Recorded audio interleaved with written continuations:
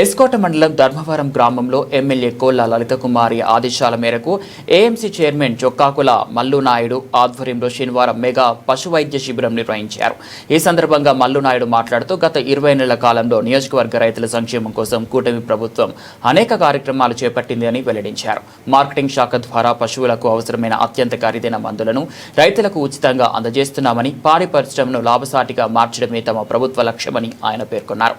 ఈ కార్యక్రమంలో AMC chairman Chokkakula Mallunaidu, PSCS chairman Gorrupotu Simhachalam Naidu, Dharmavaram sarpanch Kali Sanyasayya, గ్రామ పార్టీ అధ్యక్షులు లగుడు తిరుపతి, మండల పార్టీ ప్రధాన కార్యదర్శి Kotyala Jagadish, JA channel vice chairman Lagudu Errinaidu, మాజీ MPTC Venne Sivaramakrishna, veterinary AD Ramachandrudu, marketing సిబ్బంది మరియు పశువైద్య సిబ్బంది పాల్గొన్నారు.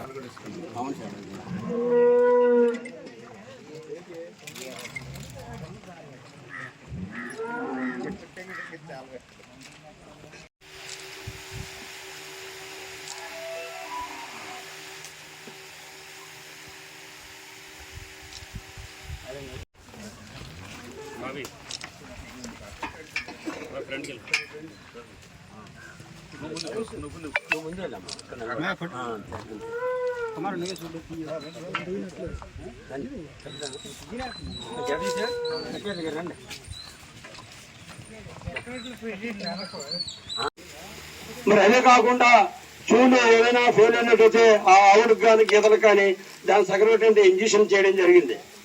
మరి ఇప్పుడు ప్రత్యేకించి మన కొత్త మార్కెటింగ్ శాఖ వారు మరి మన నియోజకవర్గంలో 2 గ్రామాలు ఎంపిక చేశారు.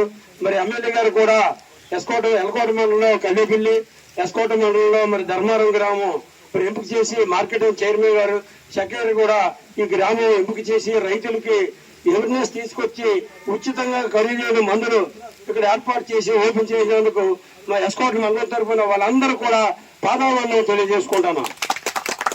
అలాగే ముఖ్యంగా ఇక్కడ ఏడీ గారు సౌమ్యులు పెద్ద అయినా ఎవరు వచ్చినా ఎప్పుడు కూడా చిరాకు పడకుండా జనరల్గా ఏంటంటే ఎక్కువ ఒత్తిడి వల్ల కొంతమంది చిరాకు పడతారు.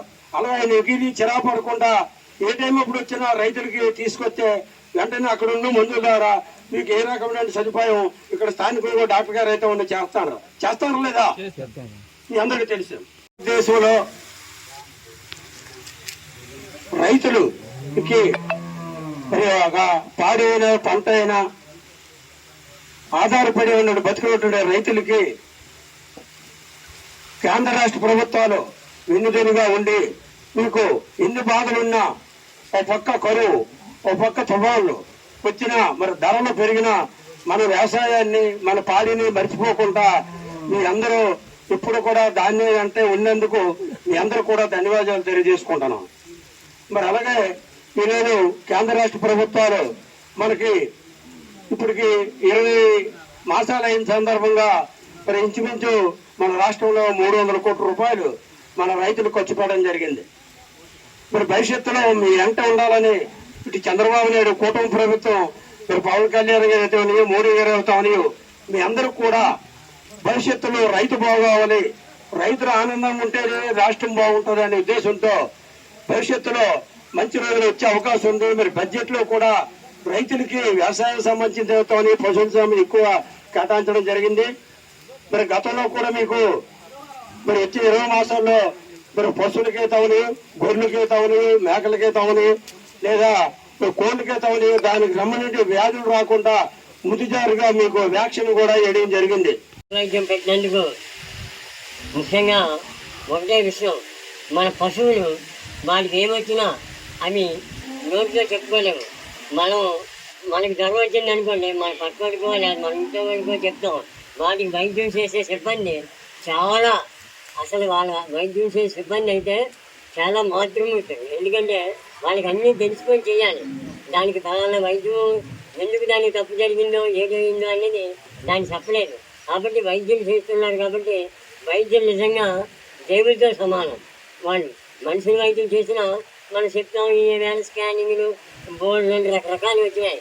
కానీ పశువులకి అయితే ఇంకా అంత రాలేదు. కాబట్టి ఆ వైద్యం చేసిన డాక్టర్లకి ధన్యవాదాలు తెలియజేస్తూ ఈ సమావేశాన్ని ఇక్కడ ఏర్పాటు చేయడం జరిగింది. అదేవిధంగా మరి రైతులు ముఖ్యంగా వ్యవసాయం గిట్టుబాటు లేని రోజుల్లో ఈ వ్యవసాయం మీద అందరూ విరక్తి చెందుతున్నాం.